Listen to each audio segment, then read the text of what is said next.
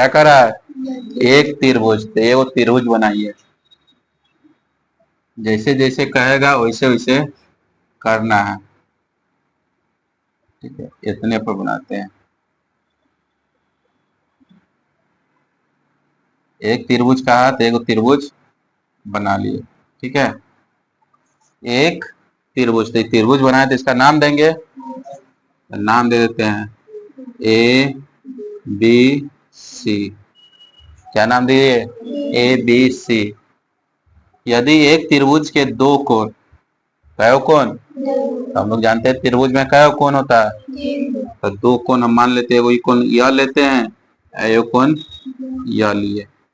ठीक है, दो कोण ले लिए, दो कोण। चलिए जना जना कर रहे एकदम गौर से, यहाँ खाली ठीक आते रहिए आप।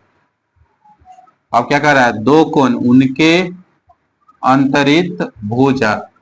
तो दो कोण के अंतरित भुजा कौन होगा? ई होगा कि ई होगा कि ई होगा?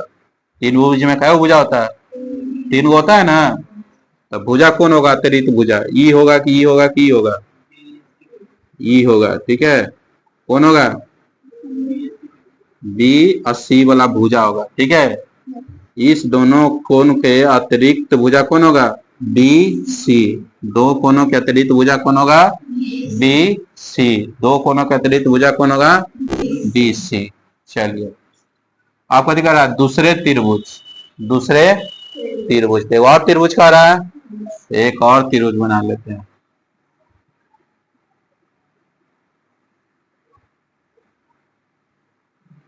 इसका नाम क्या दे देते हैं हम लोग?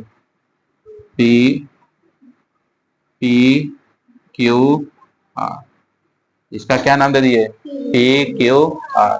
आप पढ़िए। तो क्या कर रहा है? दूसरे त्रिभुज के दो संगत कोण, दो दूसरे त्रिभुज के दो संगत कोण, तो मतलब इस कोण के संगत कोण यह होगा। ठीक है, और इस कोण के संगत कोण यह होगा। ठीक है, बात को समझिए। मतलब इस कोण के बराबर में यह कोण होगा संगत कोण से, और यह कोण के बराबर में यह होगा संगत कोण से। बराबर हो गया। चलिए, अब क्या कर रहा हूं? उनके अतिरिक्त भुजा, मतलब दूसरे त्रिभुज के दो संगत कोण के उनके अतिरिक्त भुजा। क्या बात बोल रहे हैं यहां समझिए। दूसरे त्रिभुज के दो संगत कोण था, दो संगत कोण बन गया।